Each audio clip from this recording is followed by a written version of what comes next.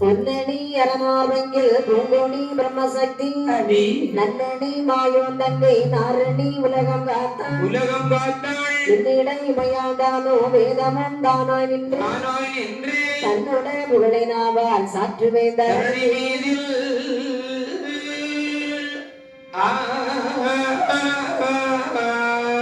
இடித்ததுமால் முழக்கமும் இருகையிலும் கேடையும் கத்தியும் கொண்டு தடியெடுத்து வருகின்ற வேளையில் சத்துராதி தடமுரண்டோடவும் வடிவு கொண்டு மலினமாகவே மாயனும் விடுதற்கு வல்லவனே சுவாமி விட்டு தேவனே சிவனே சிவசுடனை மாட சுவாமியே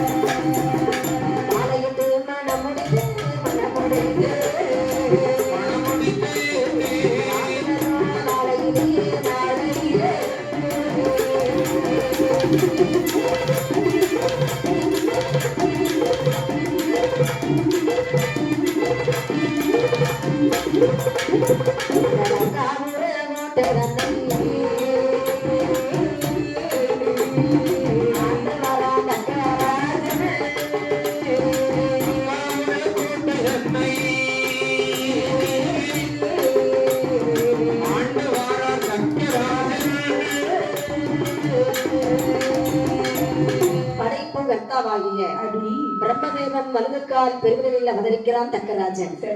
பிரம்மனுடைய இடதுக்கால் பெருவிரையில் அவதரிக்கின்றார் வேதவல்லியானவள். மும்மூர்த்திகளிலே ஒருவராக அறியப்பட்ட படைக்கும் தொழிலை செய்யக்கூடிய பிரம்மதேவன் இந்த அண்ட சராசரங்களிலே ஒரு ஆணையும் பெண்ணையும் உண்டு பண்ணினார். அந்த ஆண்மகன் தான் பிரஜாபதி தட்சன், பெண்மகள் தான் வேதவல்லி பெண்முடியானவள்.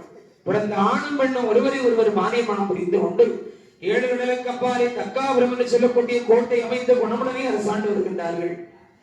அப்படி ஆண்டு வரக்கூடிய நாளையிலே ஆதி கரைக்கண்ட பகவானுடைய திருவருளாலே 150 ஆண் குழந்தைகள் ஆண் பிள்ளைகளை பெற்றெடுத்தார்கள். 100 ஆண் மக்களும் 50 பெண் மக்களும் அடங்குவர். அதிலே 100 ஆண் குழந்தைகளை பிரம்மவிட்டு பயிற்றுவிக்க வேண்டும் என்று தவசிற்கு அனுப்பினார் தட்சன். அதை அறிந்த நாரத மகரிஷி என்கின்றார், உலகத்திலே ஒரு பிரம்மன் தான் இருக்க வேண்டும், பல பிரம்மாக்கள் தோன்றினால் யார் அவரை படைத்தார் என்ற பாகுபாடற்று போய்விடும். இந்த நாரத மகரிஷியினுடைய சூழ்ச்சியினாலே பகவானுடைய நெற்றிக்கண் தான் திறந்து அதிலிருந்து அனலானது வெளிப்பட்டு 100 ஆண் குழந்தைகளும் அவரவரும் வளர்த்த வேள்வியையும் ஆண்டார்கள். மீதம் இருக்கக்கூடிய 50 பெண்மக்களையும் யார் யாருக்கெல்லாம் திருமணம் முடித்து கொடுக்கிறார் என்றால் யாருக்கெல்லாம் மனம் முடித்து கொடுத்தார்? சந்திரனுக்கு 27 பெண்களையும், வானத்தில் விளம்பரக்கூடிய சந்திர பகவானுக்கு 27 மனைவிமார்கள், அவை 27 தான் நம்ம 27 நட்சத்திரங்களாக போற்றி துதிக்கின்றோம். சரி, காசிவ முனிவருக்கு 13 பெண்கள். அப்படி தனவென்று சொல்லக்கூடிய மனுவுக்கு 10 பெண்களுமாகவே திருமணம் செய்து முடித்தார். ஆக 150 பிள்ளைகளை பெற்றும் மலனாக இருக்கின்றார் பிரஜாபதி தட்சன். நேராக தந்தையாகிய பிரம்மதேவனிடத்திலே வருகின்றார். தந்தையே, உம்மை வணங்கி மகிழ்கிறேன். வையகத்திலே பெரியவர் யார் என்பதை தாங்கள் தான் எனக்கு கூறுகிறீர்கள். இந்த வையகத்திலே பெரியவர் ஆதி சிவன் தான். உலகுக்கும் மூத்தவன், மும்மூர்த்திகளிலே முதலானவன். இந்த அண்ட சராசரங்களிலே உண்டு பண்ணி ஆண்டு கொண்டிருக்கக்கூடிய ஆதி சிவனையும் வையகத்தில் பெரியவன். அதற்கு ஒரு பல புரட்சியும் நடத்தப்பட்டதப்பா.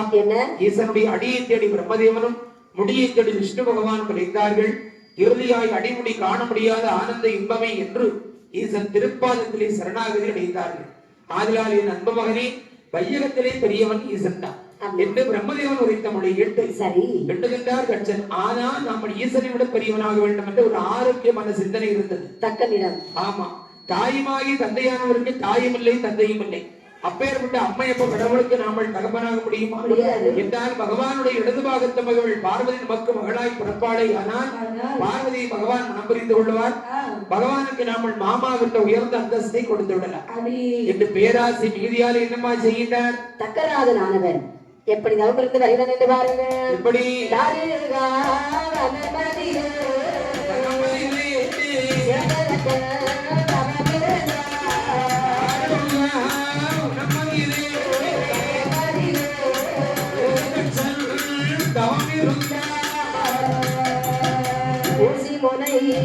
தனையூட்டி உச்சரக்கன் தவமிருந்தான் தவமிருக்கோ நாடையிரு நாடையந்த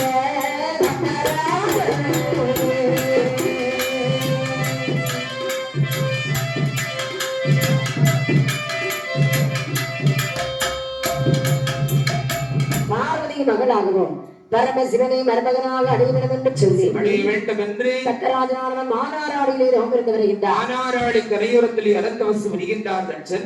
இங்கே இவர் இப்படி அனந்தவசு விரிந்து கொண்டிருக்க அந்த ரங்ககைலாச மாமலையிலே ஏத்தமிகு கைலாச மாமலையிலே என்னமா நடக்கின்றது? பகவானும் பார்வதியும் எப்படி அமர்ந்திருக்கிறார் என்றார். எப்படி அரதி இருக்கும் கைலாசம் கைலாசம்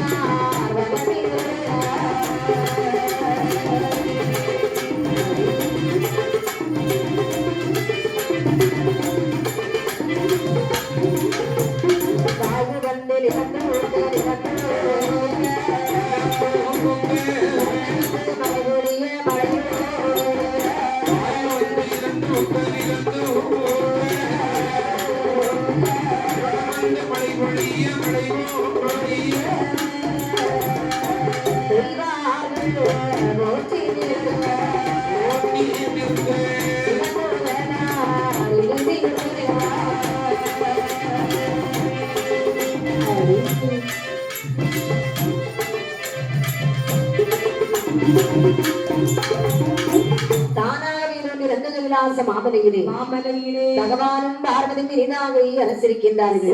பொன்னை ஒதுக்கி வார்த்து சொரிமுத்தாரின் பிறகு பாவி ஆணி பொன்னும் மனதில் மீதுள்ள அருணமையும் கொள்விருந்தார்கள். ஆண்டவனாரும் அம்மையும் உமைவளாகப்பட்ட பார்வதாதியும் கொள்விருந்தார்கள். இப்படி இன்பமோடு கொலிவிட்டு இருக்கக்கூடிய தருவாயிலே பகவானுக்கு இரண்டவரும் என்ன வேலை என்றால் என்னம்மா பணி? படைத்த ஜீவன்களுக்கு பணியிடப்பதுதான் பகவானுடைய வேலை. அதான் சொன்னார்கள் மக்கள் பணியே மகேசன் பணி. இங்கும் மகேசனுடைய பணியே மக்கள் பணியாய் தினந்தோறும் தான் படைத்த மனுக்களுக்கு பட்டினி என்பது வராமல் பகவான் படியிழந்து கொண்டிருக்கின்றார். அதுதான் ஈசனாருடைய அன்றைய தினந்தோறும் உள்ள பணி. ஒரு நாள் தினத்திலே படியிழக்க வேண்டும் என்று சொல்லி வேண்டும் என்று ஆதி பரம்பொருளாகிய பகவானானவர் ஆமா பார்வதி பத்தி என்ன சொல்கிறார் என்று பாருங்க. எப்படியம்மா? பார்வதியே பார்வதியே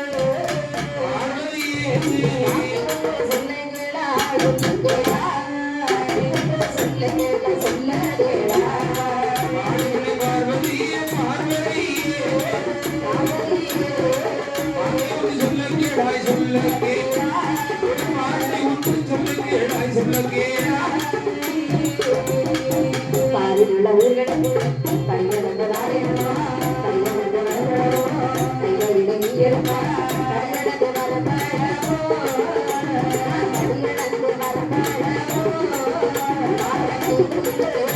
இருப்பா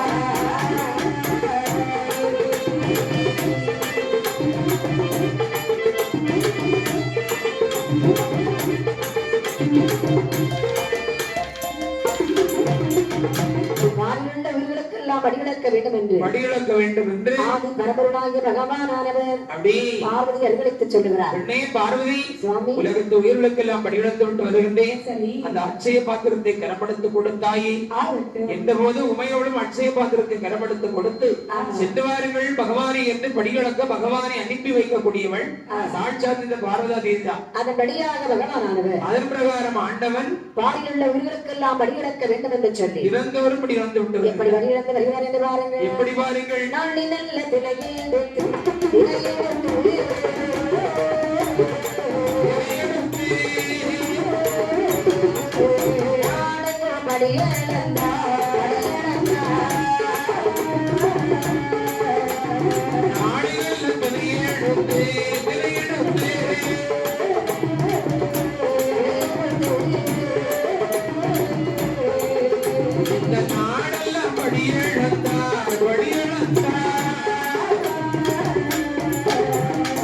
உரிய நல்லதினை எடுத்து உலகமெல்லாம் ஆழாக்கு இதனை எடுத்து அகிலமெல்லாம் படியெல்லாம் எறும்புகடை யானை யானை